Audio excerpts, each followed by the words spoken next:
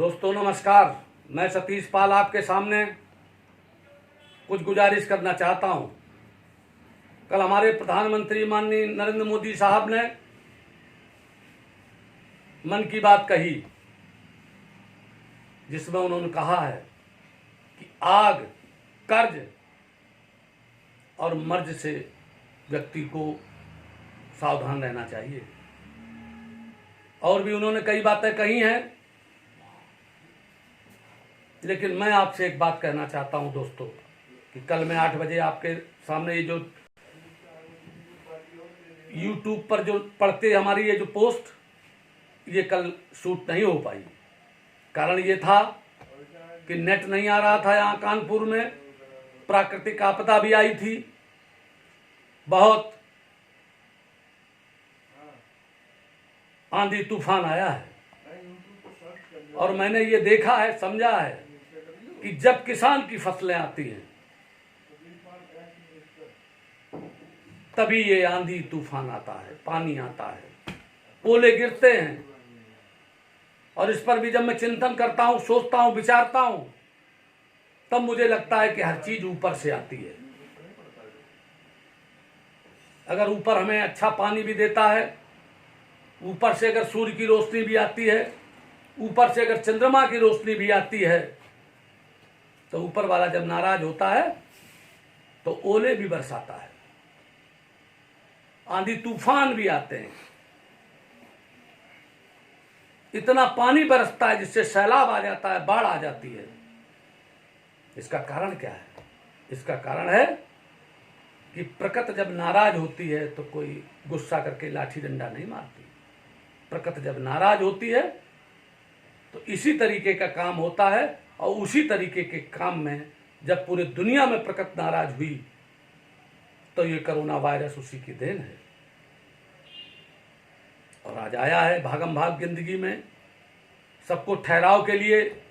और जब कोई चीज होती है, जब कोई बात होती है, अगर आप पर कोई आपत्ति और विपत्ति आती है, कठिनाई आती है, तो समझ लेना दोस्तों कि कुछ न कुछ अच्छा होने वाला है। भारत के लिए ये स्वदेशी और भारत की ताकत पहचानवाने के लिए ये कोरोना वायरस आया। आज नरेंद्र मोदी जी ने, माननीय प्रधानमंत्री जी ने दुनिया के तमाम देशों को दवाएं भेजी हैं, अफगानिस्तान को गेहूं भेजा है, बांग्लादेश को भी तमाम चीजें भेजी हैं। तो भारत जो वसुधैव कुटुंबकम मानता है, दुनिया को अपना परिवार मानता है, तो उसने वैसा काम किया भी है। आप सब लोगों से मैं कहना चाहता हूं कि आप अपने पड़ोस, अपने गांव और सब लोगों से ईर्ष्या, द्वेष भाव को खत्म करके और देखें कि उन लोगों के यहां कोई दिक्कत तो नहीं है। इस समय पर यह काम आपको करना चाहिए। और कल का वीडियो जो 8 बजे का था, वो मैं इस समय पर शूट कर रहा हूं, आप लोगों से बोल रहा हूं। आप लोगों को कहना चाहता हूं कि दोस्तों ये बहुत अच्छा मौका है, संगठन बनाओ। और उत्तर प्रदेश के 75 जिलों में जितने भी नौजवान मुझको सुन रहे हो, सब मुझे फोन करें। मैं सबके साथ मिलकर के लॉकडाउन के बाद मैंने कहा है कि लड़ाई लड़ूंगा। और युद्ध की बात जो मैंने बार बार आपसे कही है, कल मन की बात में माननीय प्रधानमंत्री जी ने कहा है कि ये युद्ध है जो हम लड़ रहे हैं। और हम आपसे कह रहे हैं कि युद्ध है जो हम लड़ रहे हैं।